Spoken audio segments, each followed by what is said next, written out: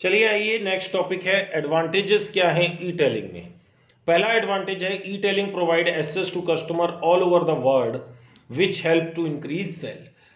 देखिए e telling में हमें प्रोवाइड होती है, कस्टमर हमारे वेबसाइट को कहीं से भी देख सकता है और जिसकी वजह से पूरी दुनिया में वो कहीं पर भी बैठ करके उसको देख सकता है।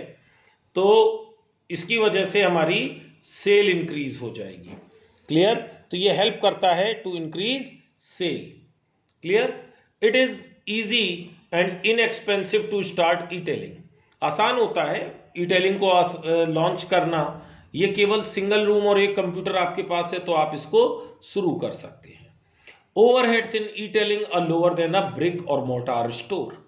देखिए जो खर्चे हैं ई टेलिंग बिजनेस के वो मोर्टार स्टोर और ब्रिक से भी बहुत ज़्यादा सस्ते होते हैं, यानी कि इनके व्यापार चलाने के जो खर्चे हैं वो बहुत ही कम है। फोर्थ है customer care and shop from their homes without visiting a shop. Customer की केयर करना और शॉप, हम सब चीज़ घर से ही कर सकते हैं, कहीं पर भी हमें कोई शॉप खोलने की आवश्यकता नहीं है। और from them it is very convenient, time saving and effortless. देखिए इसमें हमें क्या होता है, ये हमारे लिए बहुत आसान होता है, इसमें समय की भी बचत होती है और जो एफर्ट्स हैं वो भी बहुत कम लगते हैं। Clear? Customer can buy, fifth point है customer can buy around the 24 hours. देखिए कस्टमर हमारे प्रोडक्ट को 24 घंटे, 7 दिन हफ्ते में या पूरे साल भर जब भी चाहें कहीं से भी बैठ करके इसको ऑर्डर दे सकते हैं। केवल इनकी वेबसाइट पर ही क्लिक करना है, कोई समय की पाबंदी नहीं है। नेक्स्ट वन देखिए, नेक्स्ट टॉपिक है क्या डिसएडवांटेजेस हैं ई टेलिंग बिजनेस के। पहला, जो कस्टमर है वो आसानी से नए ई टेलिंग वेबसाइट पर विश्वास नहीं कर पाता है। Not well established they may not buy. अगर कोई ई टेलिंग का कारोबार वेल एस्टेब्लिश्ड नहीं है तो कस्टमर कभी भी जा करके उस पर बार बार फ्रिक्वेंटली जा करके वहां पर ऑर्डर नहीं देगा। It may be expensive to create and maintain e tailing website. देखिए ई टेलिंग की वेबसाइट बनाना और उसको मेंटेन करना, इसमें थोड़ा सा खर्चा हमारा लगता है, तो ये हमारा डिसएडवांटेज है। लेकिन फिर भी मैं ये बताऊंगा कि ये ट्रेडिशनल बिजनेस से ये खर्चे फिर भी कम है। तो कहीं पर भी ये ना सोचें कि ई टेलिंग के बिजनेस में जो हमारे रनिंग एक्सपेंसेस हैं वो बहुत ज़्यादा हैं। ई टेलिंग में इन्वॉल्व होता है इंफ्रास्ट्रक्चर कॉस्ट और ऑर्डर फुलफिलमेंट। हमें गुड्स को स्टोर करके रखना होता है और सबसे इम्पॉर्टेंट है अगर हमने गुड्स कस्टमर सेटिस्फाइड नहीं होता है तो जितने उसके ग्रीवांसेस हैं, गुड्स को लौटाने से संबंधित कोई भी चीज़ें हैं, जो अदर इश्यूज हैं, उनको हमें तुरंत रिजॉल्व करना होगा। देखिए बहुत सारे कस्टमर कुछ पर्सनल सर्विस चाहते हैं जब वो शॉपिंग करने जाएं, तो ई टेलिंग ऐसे ऑफर्स और सर्विसेज हमको प्रोवाइड नहीं करता। फॉर एग्जांपल जैसे हम फिजिकल शॉपिंग पे जब जाते हैं तो कोई भी गुड्स जो डिस्प्ले हो रहे हैं तो हम उसको एक बार चेंजिंग रूम में जा करके जरूर पहन करके देखते हैं, जबकि ये फैसिलिटी हमको ई टेलिंग के बिजनेस में नहीं प्रोवाइड होती है। तो ये कस्टमर जो फिजिकल प्रेजेंस चाहता है वो नहीं मिल पाता है। चलिए अब नेक्स्ट हमारा टॉपिक है ई एडवर्टाइजिंग। ई एडवर्टाइजिंग और electronic advertising means sending advertising message to customer over the internet. इसमें इलेक्ट्रॉनिक एडवर्टाइजिंग का मतलब है विज्ञापन कस्टमर को भेजते हैं हम इंटरनेट पर, इसीलिए इसको हम ऑनलाइन एडवर्टाइजिंग के नाम से भी जानते हैं। इंटरनेट एडवर्टाइजिंग और web advertising, it was an advertiser who provides advertisement to be displayed on the website. जो इसमें एडवर्टाइजर होता है वो विज्ञापन दिखाता है वेबसाइट के ऊपर। Publisher who integrates different advertisement on his website. और पब्लिशर वो व्यक्ति होता है जो एडवर्टाइजमेंट को अपनी वेबसाइट्स पर शो करता है। देखिए ई एडवर्टाइजिंग में कुछ स्पेसिफिक टर्म्स यूज किए जाते हैं जो आपने बहुत सुने होंगे। आइए 3 टर्म ऐसे हैं जो इंपॉर्टेंट है। Number one, cookies. It is the file on the some computer that record specific information from their search history to help promote relevant ad rotation. देखिए, आपका कंप्यूटर कुछ ऐसे रिकॉर्ड्स या इंफॉर्मेशन आपकी सर्च हिस्ट्री में डाल देता है जिसमें कि ऐड जो होते हैं वो रोटेट हो करके आपको दिखाए जाते हैं। Next one is web banner. It is used to attract potential customer by promoting the company's website through an ad server. It rolls across the screen or flashes. देखिए, इसमें जो विज्ञापन आता है किसी भी कंपनी की वेबसाइट पर आता है और जैसे जैसे पूरी स्क्रीन पर ये फ्लैश होता रहता है, आप नीचे की तरफ बढ़ेंगे तो ये आपके आता रहेगा, ठीक है, और ये चलता रहेगा जहां जहां आपका जाएगा, जब तक आप उसको ऑफ नहीं करेंगे तो वो विज्ञापन वो चलता रहेगा। Next one is third, popups. It is a type of ad that popups in small box. ये जो पॉपअप्स होते हैं ये स्मॉल बॉक्स में यूजर की स्क्रीन पर दिखाई देते हैं और it is a type of ad, और ये विज्ञापन ही होते हैं जो पूरी स्क्रीन पर हमारे साथ चलते हैं। चलिए आइए, नेक्स्ट टॉपिक है एडवांटेजेस ऑफ ई एडवर्टाइजिंग। सबसे पहला है विज्ञापन इंटरनेट पर लो कॉस्ट।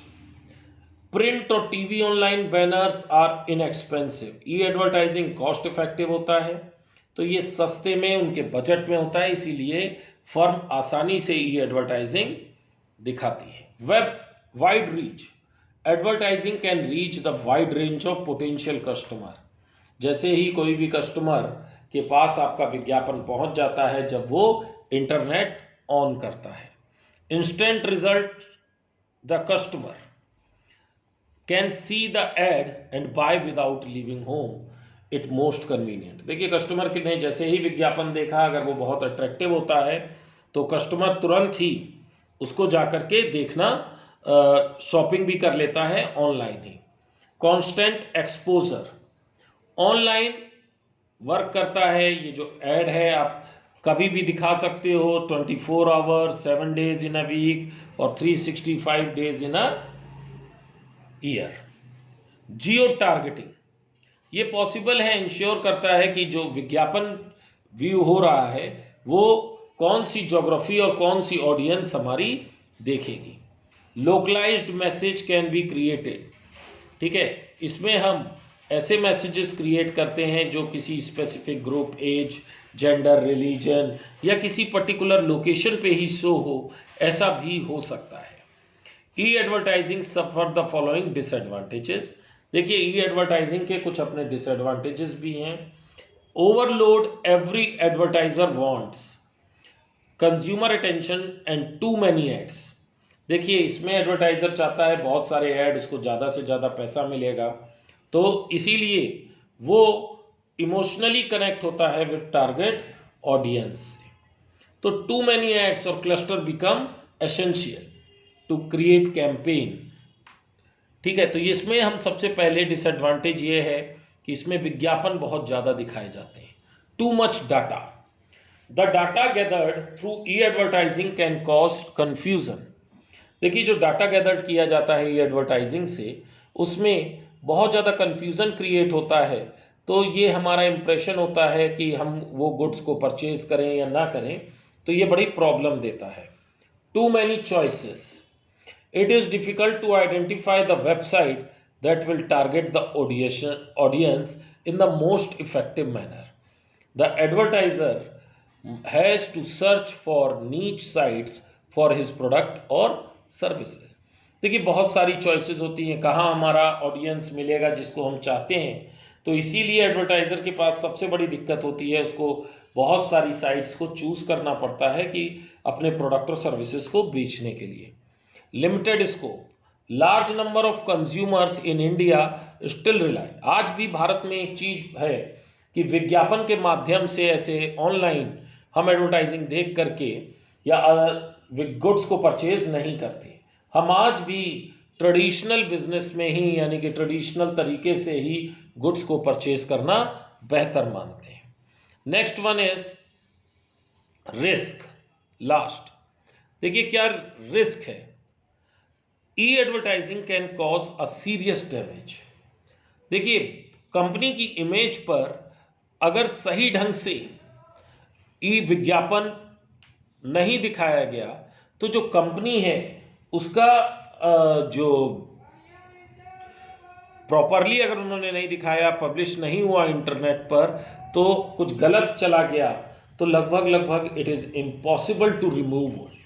देखिए, कई बार हमने देखा है बहुत सारे लोग गलत तरीके से ट्वीट कर देते हैं, कोई गलत स्टेटमेंट पास कर देते हैं, या उन्होंने ट्विटर हैंडल पर कोई भी गलत चीज़ एक बार डाल दी तो वो उसको इतना आसानी से रिमूव नहीं करते हैं, क्योंकि लोग उस चीज़ को तुरंत ट्रोल कर देते हैं, उसको अपने पे ले करके तुरंत ही वो दूसरी और जगह भी दिखाने लगते हैं। तो ये सबसे बड़ा रिस्क है ई एडवर्टाइजिंग का।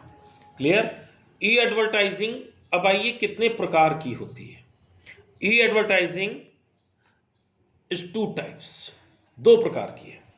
Number 1, web banner advertising. Under it is background of the website is changed according to the chosen promotion. It is most popular and it's 2 kind. देखिए, वेब बैनर एडवर्टाइजिंग में background जो होता है website का वो change होता है जैसा हम प्रमोशन में चाहते हैं। ये बहुत ही पॉपुलर है और ये 2 प्रकार की होती है। पहला है पॉपअप एडवर्टाइजिंग, एक नई स्क्रीन ओपन हो जाती है, जैसे ही हम किसी भी एक वेबसाइट पर क्लिक करते हैं उसका विज्ञापन दूसरी स्क्रीन पर आने लगता है। दूसरा है फ्लोटिंग एडवर्टाइजिंग, ये भी आपने बहुत देखा होगा। ये जब कभी भी कोई आप स्क्रीन ओपन करते हैं तो जहाँ जहाँ आप स्क्रीन के नीचे नीचे चलते रहते हैं ये विज्ञापन भी आपके साथ चलता रहता है। अगर गलती से कभी भी आपका उस ऑप्शन पर क्लिक हो जाए तो ये विज्ञापन ऑन हो जाता है। दूसरा है एडसेंस एडवर्टाइजिंग। ये क्या होता है? मेजर सर्च इंजन्स, बहुत सारे सर्च इंजन्स होते हैं जो किसी भी चीज़ को सर्च करते हैं, जैसे Google. Promotion which are search entered first in the link appear. तो इसमें हम क्या करते हैं, ये भी एक तरीके के विज्ञापन होते हैं। आप गूगल पर अगर आप अपने बिजनेस को शो करना चाहते हैं तो आप उसको आसानी से गूगल जो फर्स्ट 3 सर्च है उसके लिए आप पे करेंगे, तो वो भी एक तरीके का विज्ञापन होता है। क्लियर?